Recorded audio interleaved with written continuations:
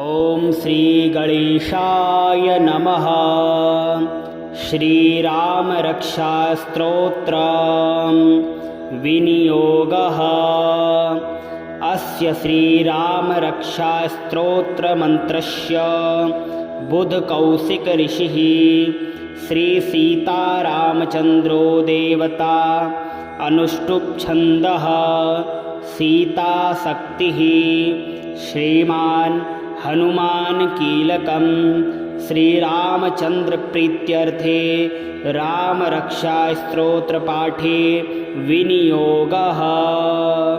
ध्यानम् ध्यायेदाजानुबाहुं धृतशरधनुसंबद्धपद्मासनस्थं पीतं वासोवसानं नवकमलदल स्पर्धिनेत्रं प्रसन्नम् वामाङ्कारूढसीतामुखकमलमिललोचनं नीरदाभं नानालङ्कारदीप्तं दधदमुरुजटा मण्डलं रामचन्द्रं स्तोत्रम्। चरितं रघुनाथस्य शतकोटिप्रविस्तरम् एकैकमक्षरं पुंसां महापातकनाशनं ध्यात्वा नीलोत्पलश्यामं रामं राजीवलोचनं जानकीलक्ष्मणोपेतं जटामुकुटमण्डितं सासीतूर्णधनुर्बाण पाणिं नक्तं चरान्तकं स्वलीलया जगत्त्रातु माविर्भूतमजं विभुं रामरक्षां पठेत् प्राज्ञः पापग्निं सर्वकामदां शिरो मे राघवः पातु भालं दशरथात्मजः कौसलेयो दृशो पातु विश्वामित्रप्रियः श्रुते घ्राणं पातु मखत्राता मुखं सौमित्रिवत्सलः जिह्वां विद्यानिधिः पातु कण्ठं भरतवन्दितः स्कन्धौ दिव्यायुधः पातु भुजौ भगनेशकार्मुकः करौ सीतापतिः पातु हृदयं जामदग्नजित् मध्यं पातु खरध्वंसी नाभिं जाम्बवदाश्रयः सुग्रीवेशः कटी पातु सिक्थिनी हनुमत्प्रभुः उरुरघुत्तमः पातु रक्षः कुलविनाशकृत् जानुनी सेतुकृत् पातु जङ्घे दशमुखान्तकः पादौ विभीषणः श्रीदः पातु रामोऽखिलं वपुः एतां रामबलोपेतां रक्षां यः सुकृती पठेत् सचिरायुः सुखी पुत्री विजयी विनयी भवेत् पातालभूतलव्योम चारिणच्छद्मचारिणः न द्रष्टुमपि शक्तास्ते रक्षितं रामनामभिः रामेति रामभद्रेति रामचन्द्रेति वा स्मरन् नरो न लिप्यते पापैर्भुक्तिं मुक्तिं च विन्दति जगज्जयत्रैकमन्त्रेण रामनाम्नाभिरक्षितं यः कण्ठे धारयेत् तस्य करस्थाः सर्वसिद्धयः वज्रपञ्चरनामीदं यो रामकवचं स्मरेत् अव्यहताज्ञः सर्वत्र लभते जयमङ्गलम् आदिष्टवान् यथा स्वप्ने राम रक्षामि मां हरः तथा लिखितवान् प्रातः प्रबुद्धो बुधकौशिकः आरामः कल्पवृक्षाणां विरामः सकलापदाम् अभिरामस्त्रिलोकानां रामः श्रीमान् सनः प्रभुः तरुणौ रूपसम्पन्नौ सुकुमारौ महाबलौ पुण्डरीकविशालाक्षौ चीरकृष्णाजिनाम्बरौ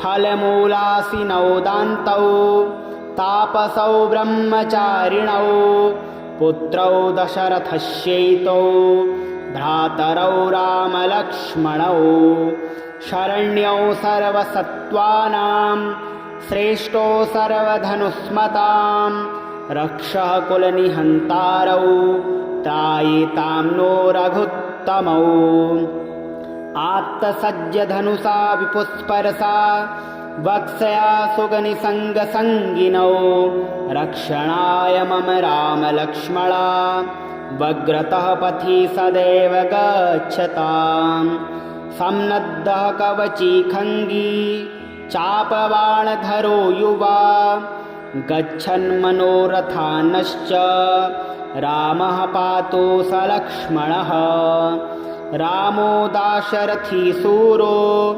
लक्ष्मणानुचरो बली काकुत्स्थः पुरुषः पूर्णः कौसलेयो रघुत्तमः वेदान्तवेद्यो यज्ञेशः पुराणपुरुषोत्तमः जानकीवल्लभः श्रीमान् प्रमेयपराक्रमः इत्येतानि जपन्नित्यं मद्भक्तः श्रद्धयान्वितः अश्वमेधाधिकं पुण्यं सम्प्राप्नोति न संशयः रामं दूर्वादलश्यामं पद्माक्षं पीतवाससं स्तुवन्ते नामभिर्दिव्यैर्न ते संसारिणो नराः रामं लक्ष्मणपूर्वजं रघुवरं सीतापतिं सुन्दरं काकोत्स्थं करुणार्णवं गुणनिधिं विप्रप्रियं धार्मिकं राजेन्द्रं सत्यसन्धं दशरथतनयं श्यामलं शान्तमूर्तिं वन्दे लोकाभिरामं रघुकुलतिलकं राघवं रावणारीं रामाय रामभद्राय रामचन्द्राय वेधसे रघुनाथाय नाथाय सीतायाः पतये नमः श्रीराम राम रघुनन्दन राम राम श्रीराम राम भरताग्रज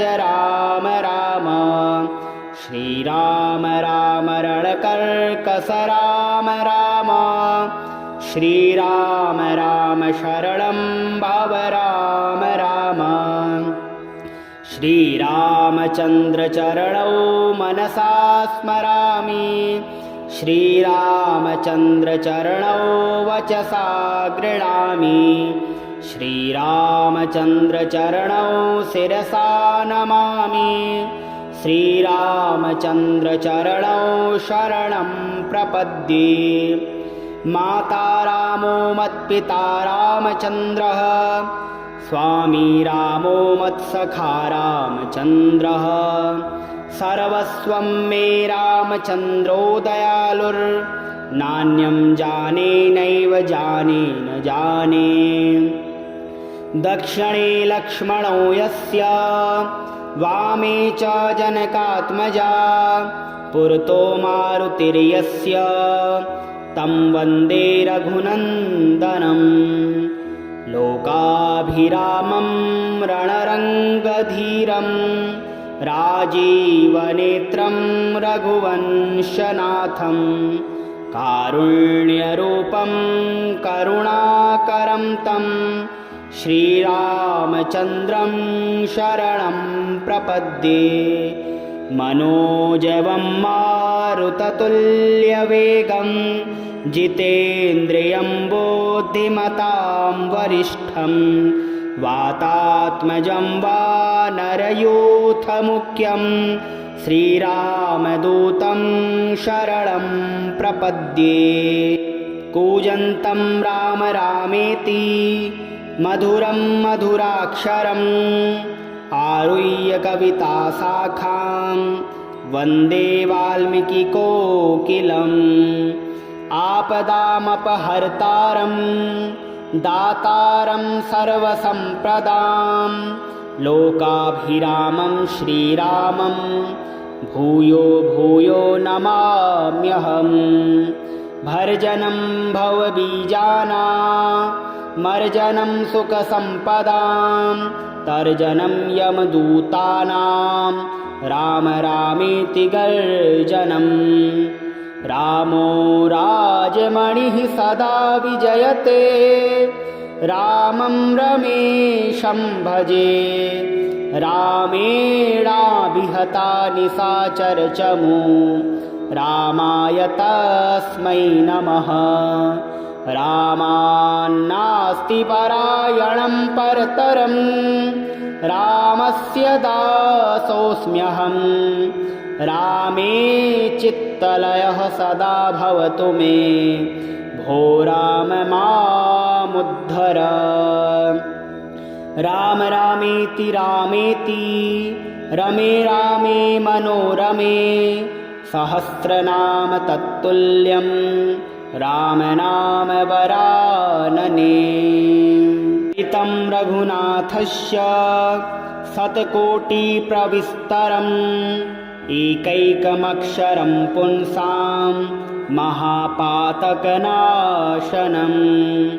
ध्यात्वा नीलोत्पलश्यामं रामं राजीवलोचनं जानकीलक्ष्मणोपेतं जटामुकुटमण्डितं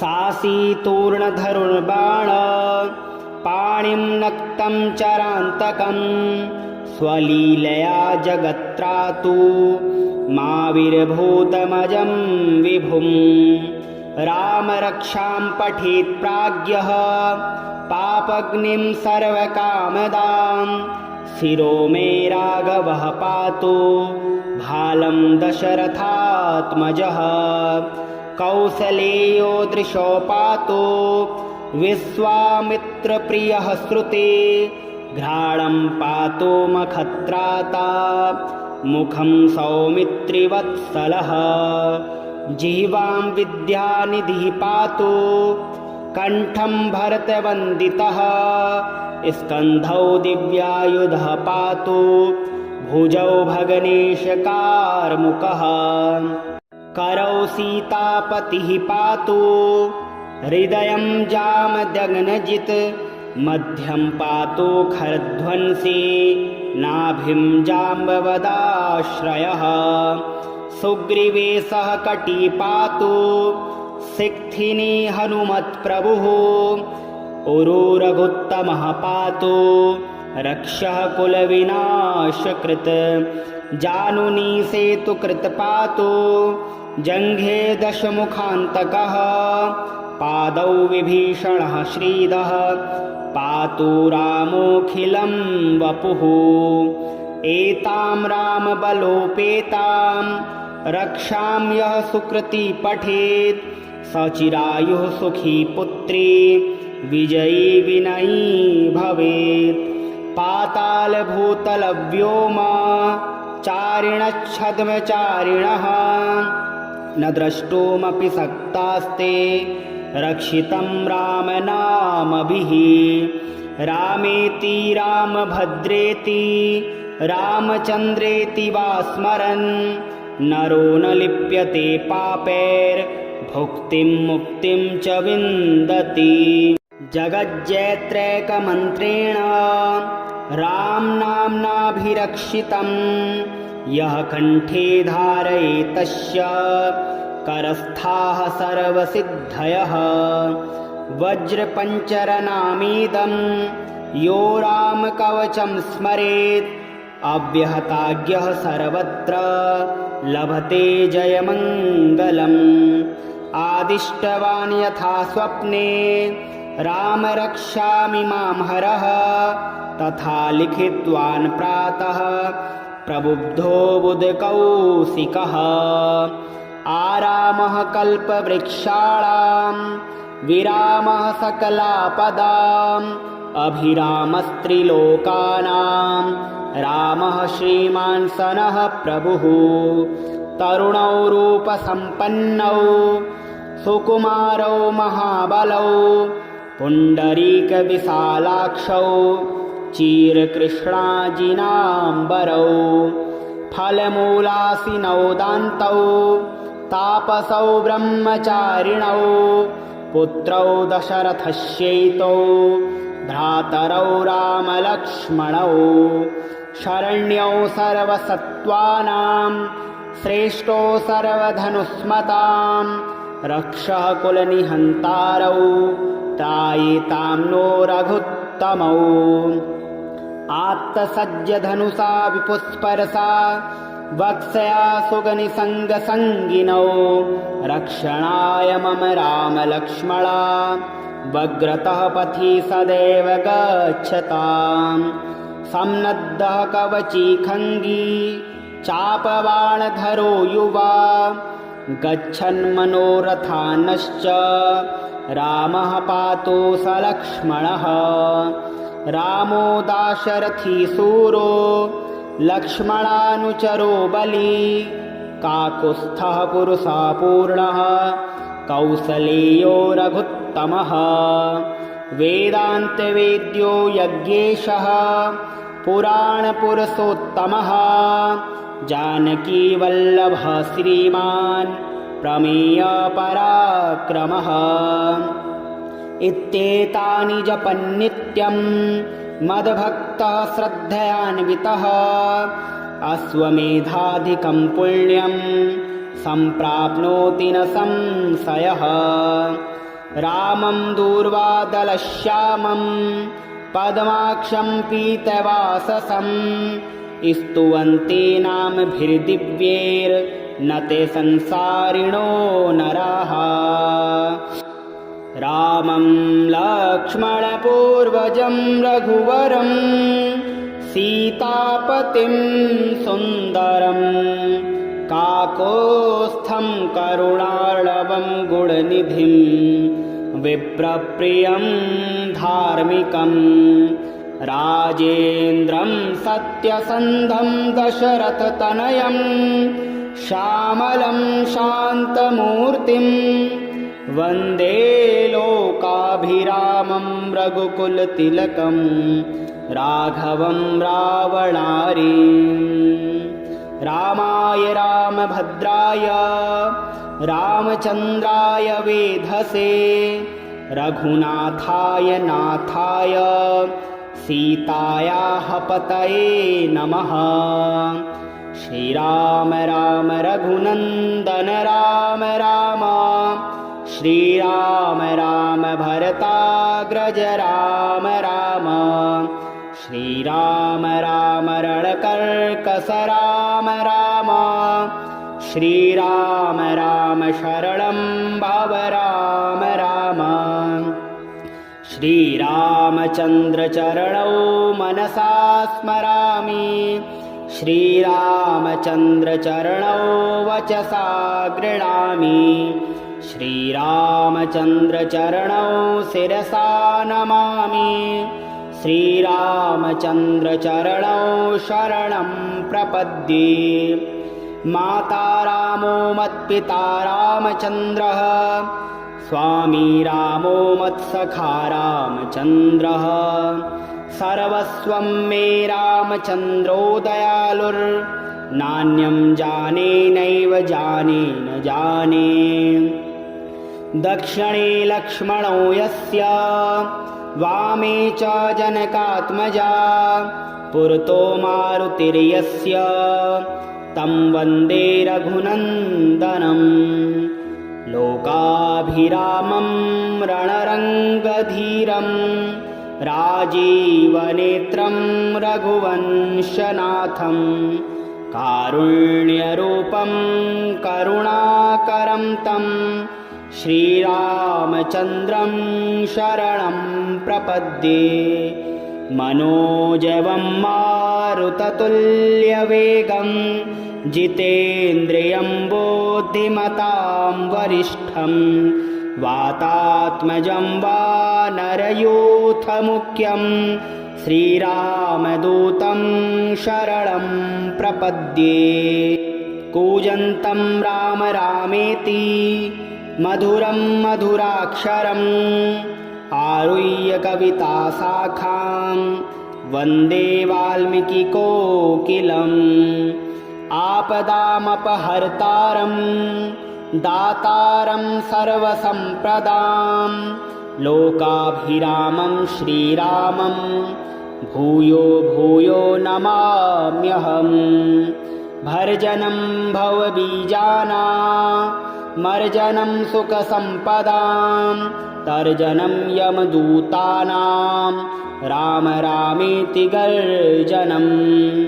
रामो राजमणिः सदा विजयते रामं रमेशं भजे। रामेणाभिहता निशाचरचमू रामाय तस्मै नमः। रामान्नास्ति परायणं परतरं रामस्य दासोऽस्म्यहम्। रामे चित्तलयः सदा भवतु मे भो राम मामुद्धर। राम रामेति रामेति रमे रामे मनोरमे सहस्रनाम तत्तुल्यं राम नाम वरानने। ऋतं रघुनाथस्य शतकोटिप्रविस्तरम् एकैकमक्षरं पुंसां महापातकनाशनं। ध्यात्वा नीलोत्पलश्यामं रामं राजीवलोचनं जानकीलक्ष्मणोपेतं जटामुकुटमण्डितं। सासीतूर्णधनुर्बाण पाणिं नक्तं चरान्तकं स्वलीलया जगत्त्रातु माविर्भूतमजं विभुं। रामरक्षां पठेत् प्राज्ञः पापग्निं सर्वकामदां शिरो मे राघवः पातु भालं दशरथात्मजः। कौसलेयो दृशो पातु विश्वामित्रप्रियः श्रुते घ्राणं पातु मखत्राता मुखं सौमित्रिवत्सलः। जिह्वां विद्यानिधिः पातु कण्ठं भरतवन्दितः। स्कन्धौ दिव्यायुधः पातु भुजौ भगनेशकार्मुकः। करौ सीतापतिः पातु हृदयं जामदग्नजित्। मध्यं पातु खरध्वंसी नाभिं जाम्बवदाश्रयः। सुग्रीवेशः कटी पातु सिक्थिनी हनुमत्प्रभुः। उरुरघुत्तमः पातु रक्षः कुलविनाशकृत्। जानुनी सेतुकृत् पातु जङ्घे दशमुखान्तकः। पादौ विभीषणः श्रीदः पातु रामोऽखिलं वपुः। एतां रामबलोपेतां रक्षां यः सुकृती पठेत् सचिरायुः सुखी पुत्री विजयी विनयी भवेत्। पातालभूतलव्योम चारिणच्छद्मचारिणः न द्रष्टुमपि शक्तास्ते रक्षितं रामनामभिः। रामेति रामभद्रेति रामचन्द्रेति वा स्मरन् नरो न लिप्यते पापैर्भुक्तिं मुक्तिं च विन्दति। जगज्जेत्रैकमन्त्रेण रामनाम्नाभिरक्षितं यः कण्ठे धारयेत् तस्य करस्थाः सर्वसिद्धयः। वज्रपञ्चरनामीदं यो रामकवचं स्मरेत् अव्यहताज्ञः सर्वत्र लभते जयमङ्गलम्। आदिष्टवान् यथा स्वप्ने राम रक्षामि मां हरः तथा लिखितवान् प्रातः प्रबुद्धो बुधकौशिकः आरामः कल्पवृक्षाणां विरामः सकलापदाम् अभिरामस्त्रिलोकानां रामः श्रीमान् सनः प्रभुः तरुणौ रूपसम्पन्नौ सुकुमारौ महाबलौ पुण्डरीकविशालाक्षौ चीरकृष्णाजिनाम्बरौ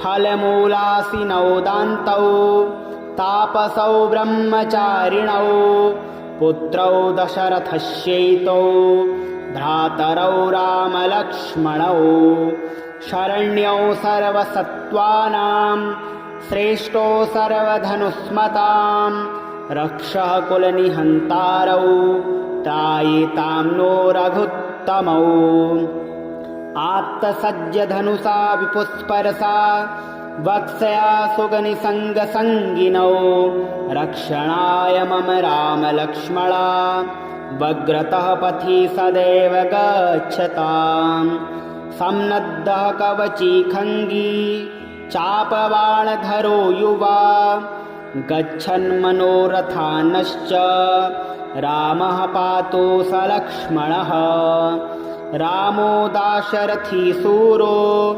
लक्ष्मणानुचरो बली काकुत्स्थः पुरुषा पूर्णः कौसलेयो रघुत्तमः वेदान्तवेद्यो यज्ञेशः पुराणपुरुषोत्तमः जानकीवल्लभः श्रीमान् प्रमेयपराक्रमः इत्येतानि जपन्नित्यं मद्भक्तः श्रद्धयान्वितः अश्वमेधाधिकं पुण्यं सम्प्राप्नोति न संशयः रामं दूर्वादलश्यामं पद्माक्षं पीतवाससं स्तुवन्ते नामभिर्दिव्यैर्न ते संसारिणो नराः रामं लक्ष्मणपूर्वजं रघुवरं सीतापतिं सुन्दरं काकोत्स्थं करुणार्णवं गुणनिधिं विप्रप्रियं धार्मिकं राजेन्द्रं सत्यसन्धं दशरथतनयं श्यामलं शान्तमूर्तिं वन्दे लोकाभिरामं रघुकुलतिलकं राघवं रावणारीम् रामाय रामभद्राय रामचन्द्राय वेधसे रघुनाथाय नाथाय सीतायाः पतये नमः श्रीराम राम रघुनन्दन राम राम श्रीराम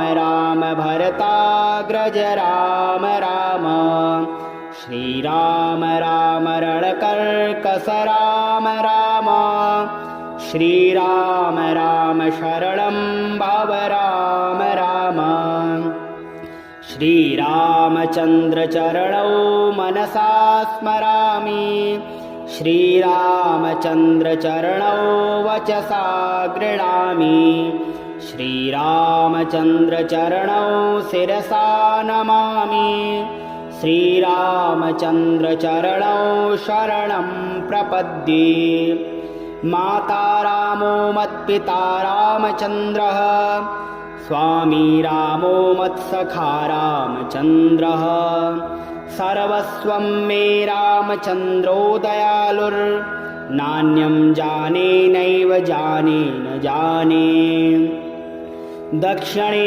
लक्ष्मणो यस्य वामे च जनकात्मजा पुरतो मारुतिर्यस्य तं वन्दे रघुनन्दनं लोकाभिरामं रणरङ्गधीरं राजीवनेत्रं रघुवंशनाथं कारुण्यरूपं करुणाकरं तं श्रीरामचन्द्रं शरणं प्रपद्ये मनोजवं मारुततुल्यवेगं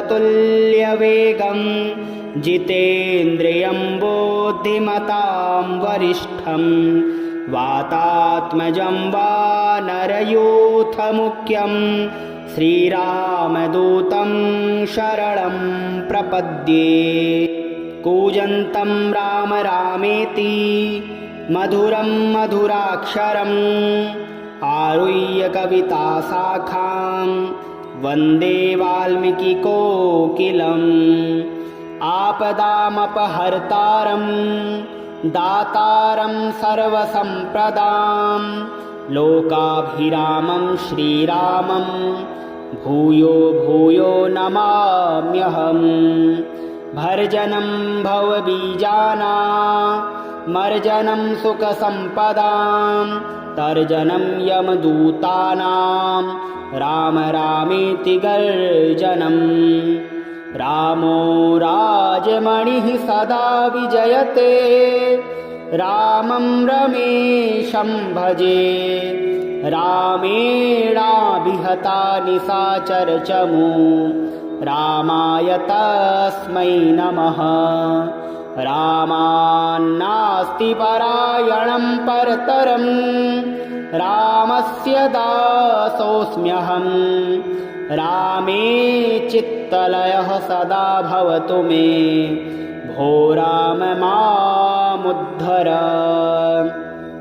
राम रामेति रामेति रमे रामे मनोरमे सहस्रनाम तत्तुल्यं राम नाम वरानने ऋतं रघुनाथस्य शतकोटिप्रविस्तरम् एकैकमक्षरं पुंसां महापातकनाशनं ध्यात्वा नीलोत्पलश्यामं रामं राजीवलोचनं जानकीलक्ष्मणोपेतं जटामुकुटमण्डितं सासीतूर्णधनुर्बाण पाणिं नक्तं चरान्तकं स्वलीलया जगत्त्रातु माविर्भूतमजं विभुं रामरक्षां पठेत् प्राज्ञः पापग्निं सर्वकामदां शिरो मे राघवः पातु भालं दशरथात्मजः कौसलेयो दृशो पातु विश्वामित्रप्रियः श्रुते घ्राणं पातु मखत्राता मुखं सौमित्रिवत्सलः जिह्वां विद्यानिधिः पातु कण्ठं भरतवन्दितः स्कन्धौ दिव्यायुधः पातु भुजौ भगनेशकार्मुकः करौ सीतापतिः पातु हृदयं जामदग्नजित् मध्यं पातु खरध्वंसी नाभिं जाम्बवदाश्रयः सुग्रीवेशः कटी पातु सिक्थिनी हनुमत्प्रभुः उरुरघुत्तमः पातु रक्षः कुलविनाशकृत् जानुनी सेतुकृत् पातु जङ्घे दशमुखान्तकः पादौ विभीषणः श्रीदः पातु रामोऽखिलं वपुः एतां रामबलोपेतां रक्षां यः सुकृती पठेत् सचिरायुः सुखी पुत्री विजयी विनयी भवेत् पातालभूतलव्योम चारिणच्छद्मचारिणः न द्रष्टुमपि शक्तास्ते रक्षितं रामनामभिः रामेति रामभद्रेति रामचन्द्रेति वा स्मरन् नरो न लिप्यते पापैर्भुक्तिं मुक्तिं च विन्दति जगज्जयत्रैकमन्त्रेण रामनाम्नाभिरक्षितं यः कण्ठे धारयेत् तस्य करस्थाः सर्वसिद्धयः वज्रपञ्चरनामीदं यो रामकवचं स्मरेत् अव्यहताज्ञः सर्वत्र लभते जयमङ्गलम्। आदिष्टवान् यथा स्वप्ने राम रक्षामि मां हरः तथा लिखितवान् प्रातः प्रबुद्धो बुधकौशिकः। आरामः कल्पवृक्षाणां विरामः सकलापदाम् अभिरामस्त्रिलोकानां रामः श्रीमान् सनः प्रभुः। तरुणौ रूपसम्पन्नौ सुकुमारौ महाबलौ पुण्डरीकविशालाक्षौ चीरकृष्णाजिनाम्बरौ फलमूलासिनौ दान्तौ तापसौ ब्रह्मचारिणौ पुत्रौ दशरथस्यैतौ भ्रातरौ रामलक्ष्मणौ शरण्यौ सर्वसत्त्वानां श्रेष्ठो सर्वधनुष्मतां रक्षः कुलनिहन्तारौ त्रायितां नो रघुत्तमौ। आत्तसज्जधनुषा विपुस्पर्शा वक्ष्या सुगनिसङ्गसङ्गिनौ रक्षणाय मम रामलक्ष्मणा वग्रतः पथि सदैव गच्छताम्। सम्नद्धः कवची खङ्गी चापबाणधरो युवा गच्छन्मनोरथानश्च रामः पातु सलक्ष्मणः। रामो दाशरथी शूरो लक्ष्मणानुचरो बली काकुत्स्थः पुरुषः पूर्णः कौसलेयो रघुत्तमः।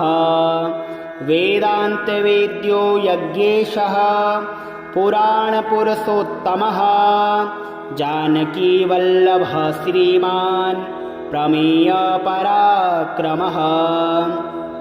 इत्येतानि जपन्नित्यं मद्भक्तः श्रद्धयान्वितः अश्वमेधाधिकं पुण्यं सम्प्राप्नोति न संशयः।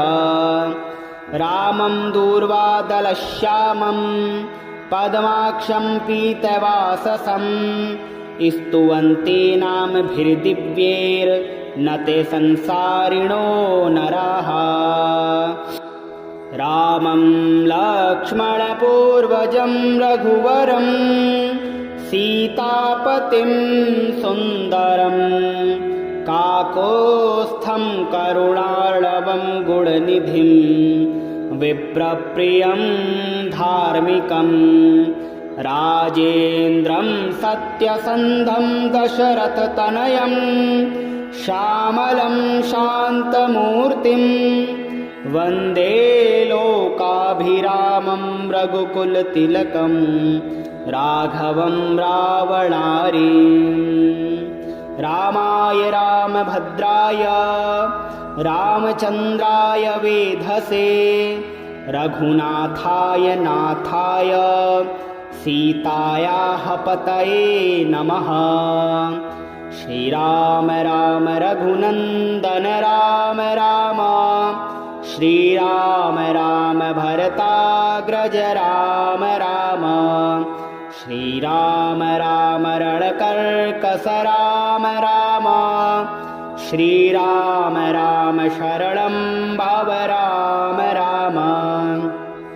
श्रीरामचन्द्रचरणौ मनसा स्मरामि श्रीरामचन्द्रचरणौ वचसा गृह्णामि श्रीरामचन्द्रचरणौ शिरसा नमामि श्रीरामचन्द्रचरणौ शरणं प्रपद्ये।